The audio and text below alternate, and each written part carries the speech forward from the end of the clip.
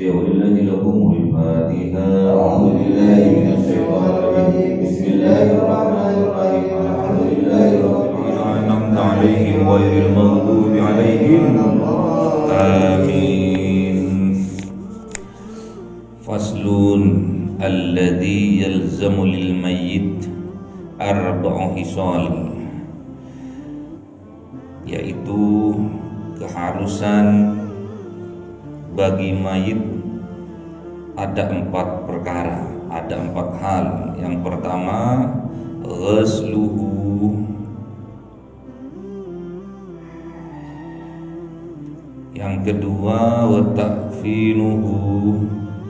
Yang ketiga, wassalatu alaih. Yang keempat, wa dafnu. Jadi keharusan, kewajiban kita atas mayit, atas jenazah itu ada 4 hal. Yang pertama, kita harus memandikan. Yang kedua, kita harus mengkafani. Yang ketiga, kita harus mensolatinya. Dan yang keempat, kita harus menguburkannya. Jadi ada 4 keharusan kita, fardu kifayah bagi mayit ya. Fardu kifayah bagi mayit itu kita harus lakukan. Kalau kita tidak lakukan, berdosa semua yang ada di daerah situ. Misalkan ada di daerah suatu desa, kalau nggak ada yang melakukan itu, berdosa. Kecuali ini bagi mayit orang muslim biasa, kecuali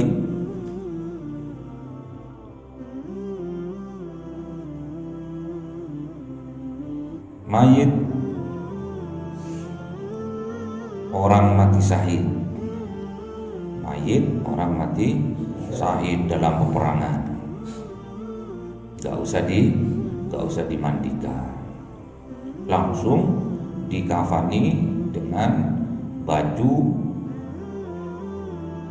yang bersimbah darah, baju waktu dia berjihad, waktu tatkala dia terbunuh, langsung aja dibungkus dengan kain kafan. Tidak usah disolati, langsung dikuburkan. Itu kalau orang atau mayitnya mati syahid. Jadi cuma 2 kata Imam Syafi'i, mazhab kita itu 2, langsung dikafani dengan bajunya, dan yang kedua langsung dikuburkan, gak usah disolati. Namun kata imam yang lain,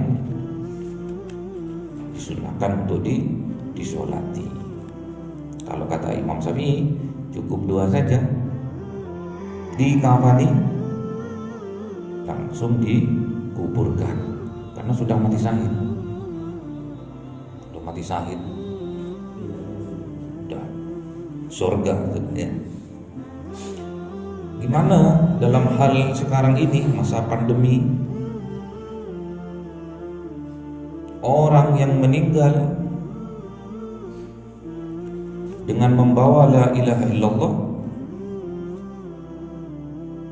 terkena wabah corona.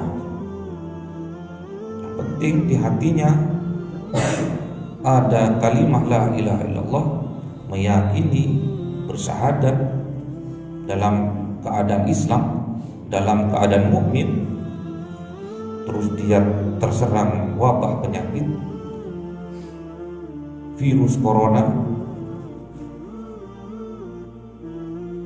itu juga dikategorikan dengan mati syahid. Jadi kalau ada seseorang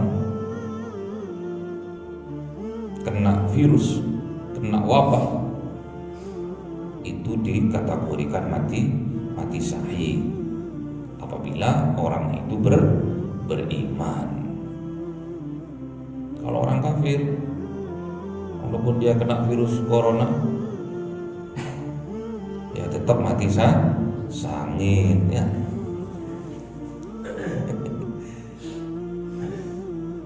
Terus perlakuannya bagi orang yang mati dalam keadaan umroh maupun haji itu beda. Walaupun keempat-empatnya dipakai, dimandikan, dikafani, disolati, dikuburkan. Yang menjadi titik bedanya di mana? Tatkala dikafani. Karena kalau kita pas lagi umroh, pas tatkala kita haji, tatkala kita pakai baju ihram, bagi laki-laki tidak boleh pakai penutup ke kepala, tidak boleh. Jadi nanti mayatnya kalau laki-laki kepalanya nggak usah ditutup. Biasanya kan dipocong sampai atas, itu nggak boleh dimasukkan ke dalam terus diikat seperti ini. Jadi kepalanya nggak boleh tertutup. Belum tahu ya, harus ke Mekah dulu. Tapi jangan mati, ya. Nggak tahu nanti sampai. Kalau sampai mati di Mekah nggak tahu sampai. Cara bungkus jenazahnya kan nggak tahu. Jadi sampai harus sehat, harus hidup biar bisa menyaksikannya. Oh, betul kata Bapak ya. Jenazahnya kalau laki-laki di kepalanya nggak usah ditutup. Kalau perempuan wajahnya nggak usah ditutup. Kalau dia meninggal dalam keadaan memakai pakaian ihram, karena kalau perempuan kalau tatkala dia umrah atau haji, tatkala memakai baju ihram, wajahnya tidak boleh ditutup, dibuka kayak orang mau sholat. Paham ya? Itu bedanya. Terus mayit atau jenazahnya bagi anak yang keguguran, kalau di atas 6 bulan udah sempurna. Itu sama seperti lainnya, seperti orang dewasa. Dimandikan juga, dikafani juga, disolati dan juga dikuburkan. Kalau di bawah itu apalagi tidak ada tanda-tanda kehidupan, ya disunahkan, tidak harus disunahkan, dimandikan, dikafani, langsung dikuburkan, gak usah disolati.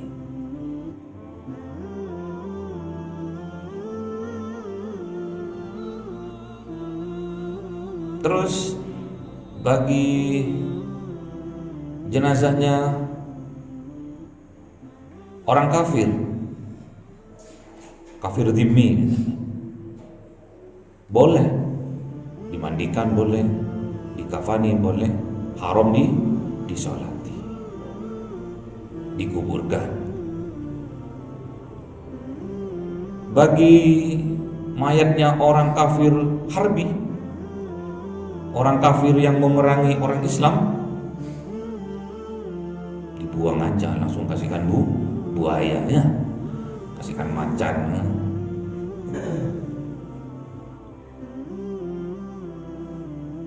Tapi takutnya mengganggu,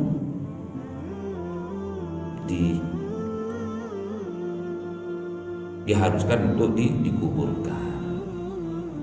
Jangan digeledak nanti baunya, karena bau bangkai manusia itu lebih hebat, lebih dahsyat dari bangkai hewan. Belum tahu ya? Belum tahu. Bangkai hewan itu baunya ya busuk gitu, tapi kalau manusia itu ada sangit-sangitnya.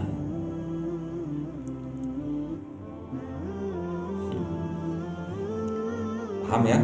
Jadi keharusan kita bagi yang hidup untuk mayit itu ada 4. Yang pertama memandikan, mengkafani, mensolati dan menguburkan ya. Faslun aqallul ghusli ta'mim badanihi bilma. Ini faslun tentang sedikitnya cara kita memandikan mayit, yaitu menyempurnakan, meratakan air ke seluruh badannya si mayit. Sekarang ini suhu 16 derajat Celcius. Sekarang itu 16 derajat Celcius, cocok bagi pengantin anyar. Dalam hal memandikan mayat nggak boleh pilih-pilih air, karena mayat itu nggak bisa ngomong. Udah, Mas Agus, kok aku dimandikan dengan air dingin? Nggak bisa seperti itu. Minta air hangat dong, nggak bisa.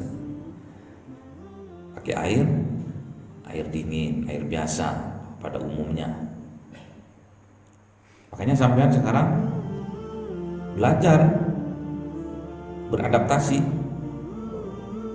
karena dinginnya 16 derajat, terus sampean nggak bangun untuk sholat subuh karena dingin, nggak bangun untuk sholat subuh karena dingin. Karena kalau berwudu keder Pak, ingat-ingat nanti sampean terkala sampean mati nggak bisa sampean milih-milih air, dicelupno ke sungai nggak apa-apa, yang penting ya. Terus kata musannif, wa akmaluhu aghsilah sawataihi. Jadi sempurnanya memandikan itu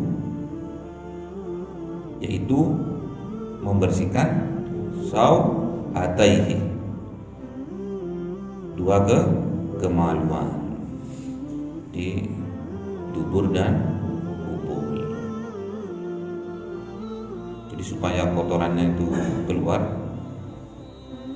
kepala itu harus lebih tinggi, agak diangkat sambil dipijit-pijit, sambil di perutnya keluar biasanya.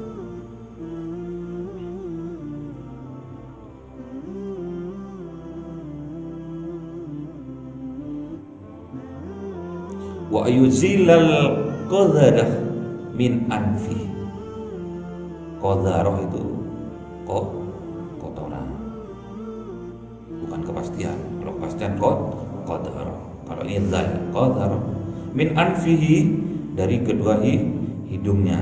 Jadi dicuci, dibasuh hidungnya itu, kayak sampean mau ambil wudu, dikorai hidungnya itu.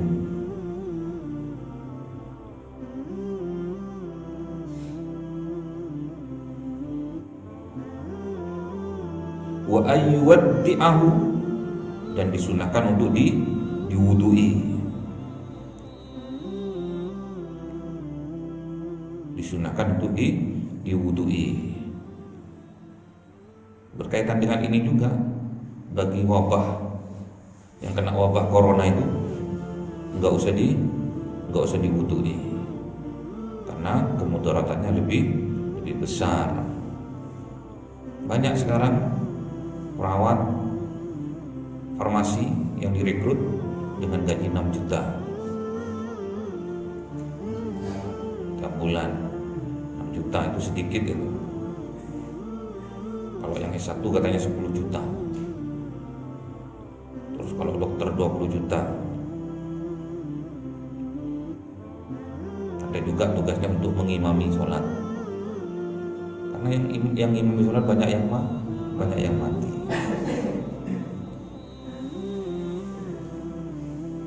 Jadi nggak usah.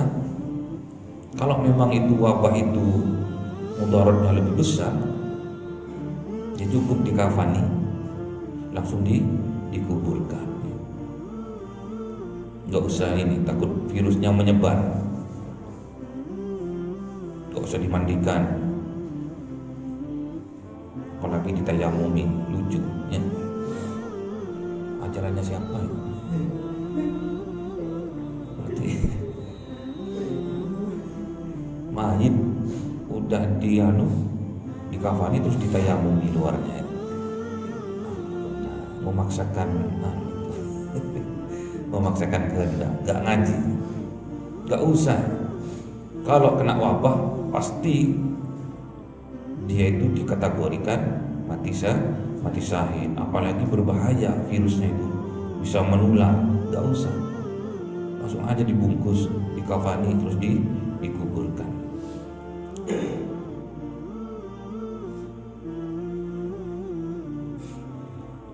Wa ayyat luka badanahu bisidri, digosok badannya itu. Kalau di sini dengan daun bidara, kalau sekarang dengan sabun digosok, bukan disikat ya. Nanti disikat namanya melondok ya. Karena jenazah itu sudah lapuk itu. Jadi nggak usah ini ya, nggak usah terlalu kencang ya gosoknya itu, biasa aja. Karena kalau sampai terlalu kencang bisa ngelupas ya. Apalagi sudah berbau mayat berapa hari, bahaya. Sampai begini hidungnya terus balik. Banyak orang itu digosok sampai terlalu kencang sampai melupas. Jangan ya. Sampai sudah ngaji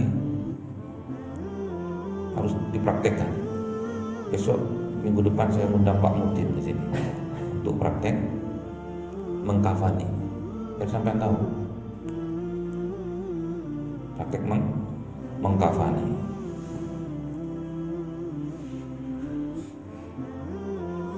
Wa ayyasubbal ma'a alaihi thalathan. Jadi disunahkan juga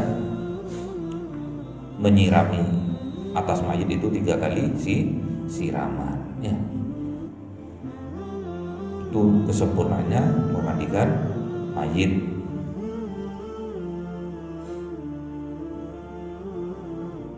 Faslun aqallul kafni tabun ya'umuhu. Sedikitnya kain kafan, yaitu menutupi sekujur tubuh. Yang penting menutupi sekujur tubuh dari kepala sampai kaki. Itu sedikitnya kain kafan yang harus kita bungkuskan kepada si mayit. Kecuali tadi bagi orang yang meninggal dalam keadaan umroh maupun haji dalam keadaan memakai baju ihram, tak usah dibungkus semua. Wa akmaluhu lirijali thalathu lafaifa. Untuk kesempurnaan bagi mayat laki-laki itu 3 lapis kain kafan. 3 lapis kain kafan. Jadi fardu kifayahnya bagi yang hidup itu hanya 1 lapis. Jadi walaupun mayat itu pada umumnya sekarang itu langsung memakai 3 lapis kain kafan, tapi fardu kifayahnya bagi kita, bagi yang hidup, bagi sebuah desa atau RT yang ketepaan ada mayat di situ, itu fardu kifayahnya hanya satu kain kafan, 1 lapis saja. Yang 2 lapis itu sunnah, kemampuan kita, termasuk sedekah. Untuk menggugurkan fardu kifayahnya itu kita harus memakaikan si mayat tadi, jenazah tadi satu lapis. 2 lapisnya bisa dimintakan dari harta waris. Tapi kebanyakan sekarang kan sudah ada sumbangan untuk gitu ya. Kifayah gitu kan ya. Lain halnya dengan perempuan. Walil mar'ati komisun. Jadi kalau jenazahnya wanita itu gak sama dengan laki-laki. Ada komisnya, ada komisnya.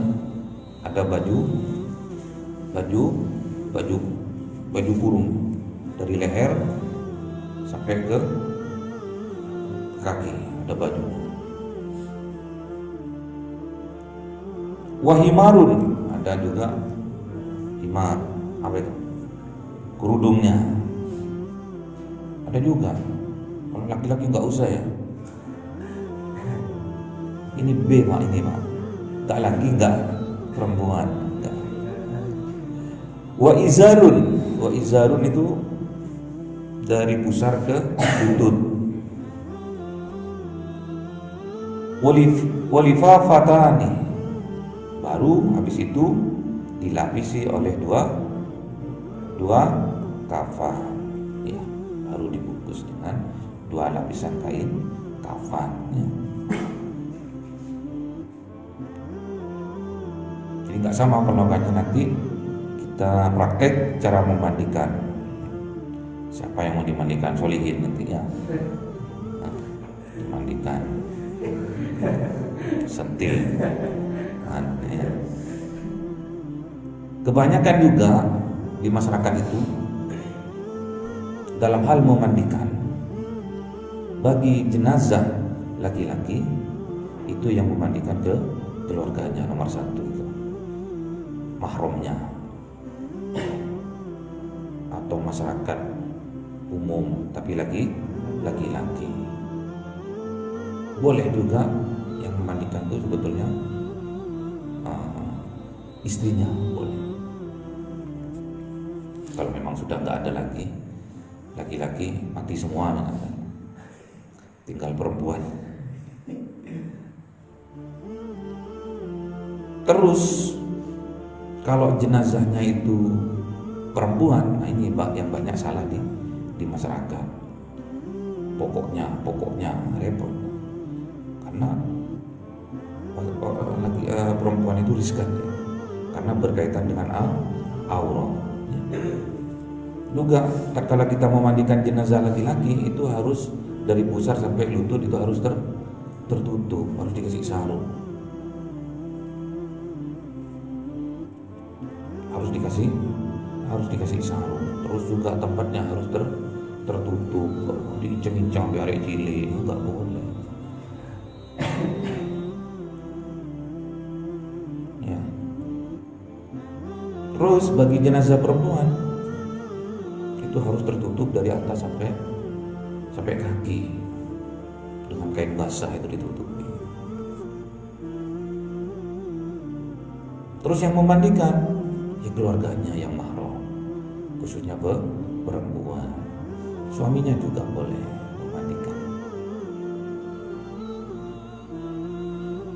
Kalau kebanyakan di kampung, Pak Mudinnya yang mandikan. Kalau bukan mahramnya, haram.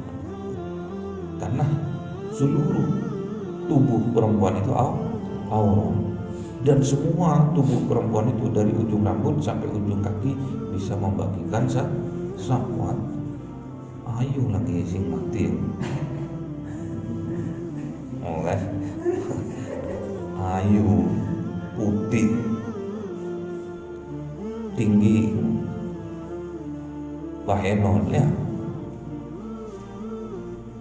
Banyak yang mau memandikan, nggak boleh ya, intinya nggak boleh.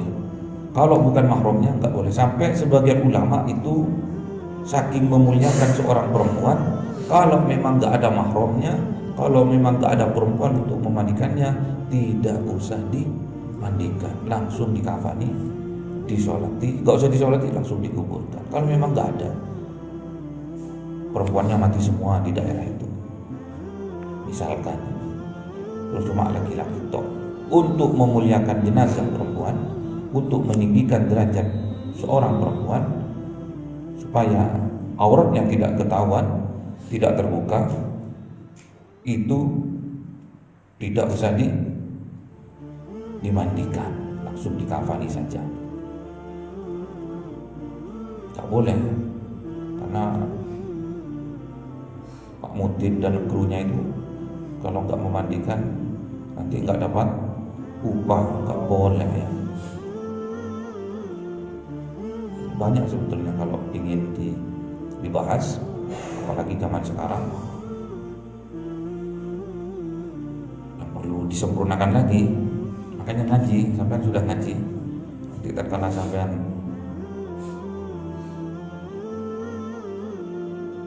berada di masyarakat harus dipraktekkan ilmunya ini. Sampai ikut memandikan jenazah, ikut biar tahu, biar sampean sadar bahwa sampean besok suatu saat juga akan dimandikan. Terus gosoknya kata bapak gak usah keras-keras, yang penting digosok saja. Dilihat bagian tuburnya sama kuburnya dilihat. Biasanya tatkala nazaun itu keluar kotoran, takut betul akhirnya keluar kotorannya, dibersihkan itu, diceboi ya. Suatu saat sampai pasti akan dimandikan juga, diceboi juga. Harus dilatih mulai sekarang ya. Gak boleh malu, gak boleh takut, gak boleh gengsi.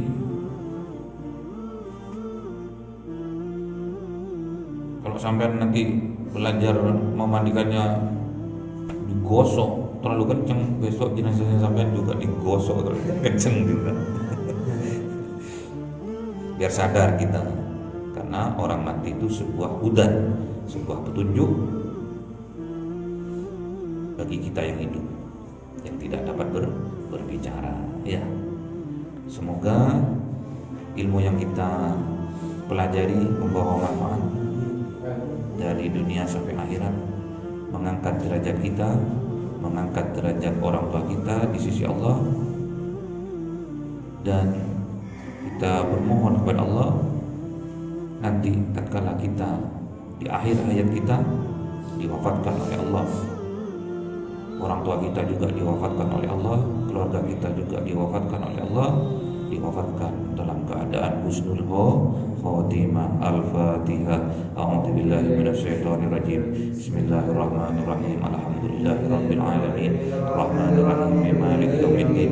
Iyyaka na'budu wa iyyaka nasta'in. Ihdinas siratal mustaqim. Siratal ladzina an'amta 'alaihim ghairil maghdubi 'alaihim. Amin. Subhanakallahumma wa bihamdika asyhadu an la ilaha illa anta astaghfiruka. Subhanakallahumma wa bihamdika asyhadu an la ilaha illa anta astaghfiruka wa atubu ilaik. Subhanakallahumma wa bihamdika ilaha illa anta astaghfiruka wa atubu ilaik. Assalamualaikum warahmatullahi taala wabarakatuh.